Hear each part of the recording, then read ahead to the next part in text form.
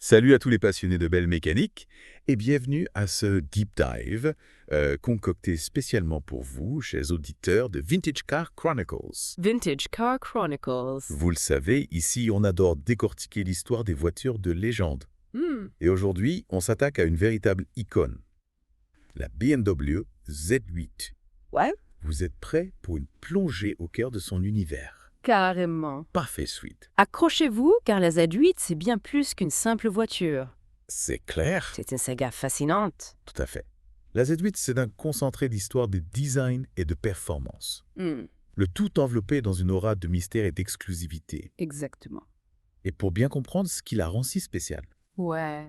on va remonter le temps jusqu'aux racines de son inspiration. Ah, vous parlez de la légendaire BMW Sunset. Ouais. Ce roadster mythique des années 50 qui a même séduit Elvis Presley. Ah ouais. Figurez-vous que c'est en admirant une 507 Vintage Ouais. que des dirigeants de BMW ont eu le déclic. Il fallait créer une héritière. Une réinterprétation moderne de ce bijou automobile. C'est exact. Et l'histoire de la 507 est presque aussi fascinante que celle de la Z8. Ah ouais? Saviez-vous que malgré son design révolutionnaire et l'aura conférée par Elvis, Ouais. la 507 fut un échec commercial cuisant pour BMW Blues? Ah. Seulement 254 exemplaires ont été produits. Oh là, c'est l'aise. Ce qui est en fait aujourd'hui un véritable trésor pour les collectionneurs. Hmm. Un contraste saisissant avec le succès que connaîtra la Z8 quelques décennies plus tard. Et c'est là que le concept Z07 entre en scène, n'est-ce pas? Tout à fait. Son dévoilement au Salon de Tokyo en 1997 a créé un véritable buzz. Ouais! C'était comme si la 57 renaissait de ses cendres, mais avec une touche futuriste. Absolument. Le plus étonnant, c'est la fidélité du modèle final de la Z8 à ce concept initial. Ah ouais. Les designers ont su capturer l'essence de la 507 tout en y injectant une dose de modernité. D'accord. On retrouve les courbes sensuelles, le long capot et l'habitacle minimaliste. Mais avec des lignes plus tendues et une agressivité contenue. Et comment ne pas parler de l'homme derrière ce coup de crayon magique? Andy Fisker. Ah oui, Fisker. Ce designer visionnaire a réussi à marier le passé et le futur avec une maestria incroyable. Exactement. D'ailleurs, on retrouve sa signature sur d'autres icônes automobiles comme l'Aston Martin DB9, Oui, c'est vrai. preuve de son talent indéniable. Ce qui est fascinant avec Fisker, c'est sa capacité à créer des voitures à la fois intemporelles et ancrées dans leur époque. Avec la Z8, il a su jouer avec les codes du rétro sans tomber dans le pastiche. Ouais. Regardez par exemple les haies latérales, clin d'œil évident à la 507, mais réinterprété avec une touche de modernité. Et parlons un peu de cette apparition fracassante de la Z8 dans Le Monde ne suffit pas, Ah oui, le film de James Bond. James Bond? Cette scène où elle se fait découper en deux par un hélicoptère. Ah ouais. Ça a marqué les esprits. Ah oui, une scène mythique. Ouais. Ah, carrément. Mais, pour l'anecdote... La voiture sacrifiée sur l'autel du cinéma n'était pas une vraie Z8, Ah bon. mais une réplique en fibre de verre montée sur un châssis de Cobra. Ah ouais. On imagine le soulagement des propriétaires de Z8. Mais cette apparition dans un James Bond, c'est la preuve que la Z8 avait ce petit quelque chose en plus, ce charisme qui l'a propulsé au rang d'icône. Et sous cette carrosserie de rêve se cachait un cœur de bête. Ouais. Le V8 4,9 de la BMW M5 au 39. Exactement. 400 chevaux, un 0 à 100 km abattu en 4,7 secondes. Impressionnant. Et une vitesse de pointe limitée à 250 km/h. Oui. Autant dire que la Z8 n'était pas là pour faire de figuration d'élite. En termes de performance, elle rivalisait sans complexe avec les meilleurs sportifs de l'époque, comme la Ferrari 360 Modena. Ah ouais, quand même. Mais la Z8, c'était bien plus qu'une simple bête de course. Ouais. C'était une voiture raffinée, luxueuse, avec une attention aux détails qui frisait l'obsession. Ah oui, l'intérieur de la Z8, c'est un véritable bijou. Tout à On y retrouve des matériaux nobles, fait. des finitions impeccables Ouais. et des touches d'originalité, comme ces compteurs centraux, Oui, c'est vrai. qui offraient une vision dégagée sur la route. C'est vrai, un choix audacieux qui a pu dérouter certains, mais qui témoigne de la volonté de BMW de créer une expérience de conduite unique. La Z8, c'était une invitation à savourer chaque instant, chaque kilomètre parcouru. Et parlons-en de cette exclusivité. Ah oui. La Z8 était assemblée à la main à Munich. Ouais. Et seulement 5 C03 exemplaires ont vu le jour. Une rareté. Une rareté qui a contribué à son statut de voiture de collection. BMW a vraiment mis le paquet pour faire de la Z8 un futur collecteur. Ouais. Option de couleur sur mesure, expérience client VIP. La Z8, c'était bien plus qu'une voiture. Ouais. C'était un symbole de prestige et de raffinement.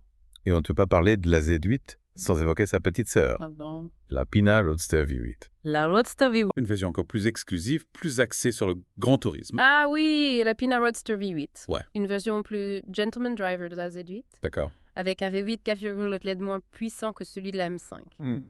Mais couplé à une boîte automatique à 5 rapports, D'accord. le SAVI-VV V8, Alpina n'était pas autorisé à utiliser le moteur de la M5 pour cette version. Ah bon, non?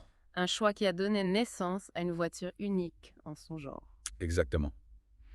Et avec sa suspension plus souple, son intérieur encore plus luxueux, Oui, la Roadster V8 offre une expérience de conduite plus détendue idéale pour les longs trajets. c'est ça. Une vraie GT, quoi. Absolument. La Roadster V8, c'était l'incarnation du grand tourisme allemand. Puissance, confort et raffinement. Tout à fait, Une voiture qui a su séduire les amateurs de belle mécanique en quête d'une expérience plus exclusive. c'est sûr. Et pour finir, parlons de l'héritage de la Z8. BMW a eu la vision de la concevoir comme un futur classique, en promettant un stock de pièces détachées pour 50 ans. Ah oui. Une initiative qui a contribué à faire grimper sa valeur au fil des années. La Z8 est aujourd'hui une voiture de collection très prisée. Hmm. Sa valeur a considérablement augmenté depuis sa sortie. Ouais. Et elle continue de fasciner les amateurs d'automobiles du monde entier. Carrément. Un pari réussi pour BMW. On peut dire que la Z8 a marqué son époque et qu'elle continue de faire rêver Oli. Absolument. La Z8 est une voiture intemporelle, un symbole de l'excellence automobile. Une véritable réussite. Oui, Avant de plonger encore plus en profondeur dans l'histoire de la Z8, d'accord. on va prendre une petite pause. Ok. On se retrouve tout de suite pour la suite de notre exploration. À tout de suite. Et nous voilà de retour pour la suite de notre exploration de la BMW Z8, cette voiture qui continue de fasciner les passionnés d'automobile. On a vu que BMW a mis toutes les chances de son côté pour en faire un futur classique avec des initiatives assez audacieuses pour l'époque. Ah ouais, c'est vrai, on a parlé de son assemblage à la main, son design intemporel, mais il y a un élément qui m'a particulièrement intrigué, cette fameuse promesse de pièces détachées pendant 50 ans. C'est assez incroyable pour une voiture de série limitée. Tout à fait, en garantissant la disponibilité des pièces sur une période aussi longue, BMW va envoyer un message fort au potentiel d'acheteurs et surtout aux collectionneurs. La Z8 n'était pas une simple voiture de sport, c'était un investissement, un objet d'art destiné à traverser les époques. Un pari risqué, mais qui semble avoir porté ses fruits aujourd'hui. La Z8 est une voiture très recherchée et sa valeur ne cesse d'augmenter. On dirait que BMW avait anticipé l'engouement des collectionneurs pour ce genre de modèle exclusif. Exactement, cette promesse de pièces détachées a rassuré les collectionneurs qui savaient qu'ils pourraient entretenir leur Z8 sur le long terme sans craindre une pénurie de pièces. C'est un élément clé qui a contribué à son statut de voiture de collection. D'ailleurs, rares sont les constructeurs qui s'engagent sur une durée aussi longue, même pour des modèles de prestige. Et puis cette production artisanale, à la main, à l'usine de Munich, ça a aussi joué un rôle dans le mythe de la Z8.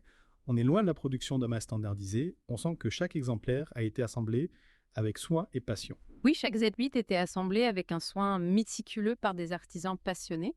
On était loin de la production de masse standardisée. Cette approche artisanale a contribué à créer un sentiment d'exclusivité, de rareté, qui a séduit les collectionneurs. Imaginez, chaque Z8 est unique avec sa propre histoire, ces petites imperfections qui la rendent encore plus spéciale. C'est fascinant de voir comment BMW a su anticiper les attentes des collectionneurs en créant une voiture à la fois performante, exclusive et pérenne. On peut dire qu'ils ont visé juste. Absolument, ils ont compris que la Z8 avait le potentiel de devenir une icône. Ils ont tout mis en œuvre pour que ce rêve devienne réalité. Et parlons un peu de la version Alpina Roadster V8. On a déjà évoqué ces différences avec la Z8 standard, mais j'aimerais qu'on s'attarde un peu plus sur cette variante si particulière. On a dit qu'elle était plus axée sur le grand tourisme, mais qu'est-ce que ça signifie concrètement?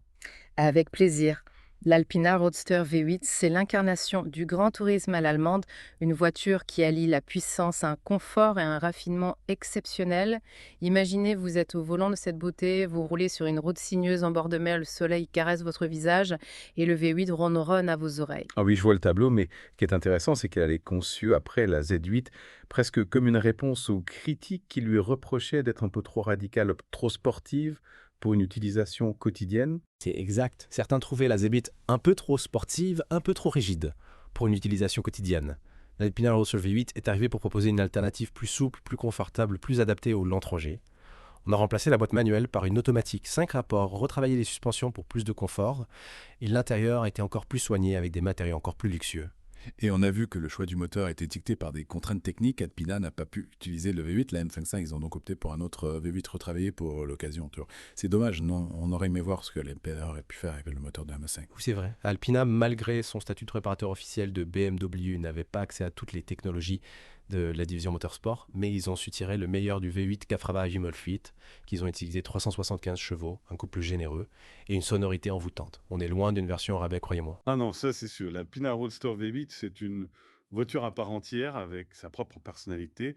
Elle offre une expérience de conduite différente de la Z8 standard, plus axée sur le confort et la détente, un peu comme si on comparait un athlète de haut niveau à un danseur étoile. Les deux sont performants, mais dans des registres différents. Excellente comparaison, les deux versions de la Z8 se complètent parfaitement, la Z8 standard pour les sensations fortes et la Roadster V8 pour le grand tourisme.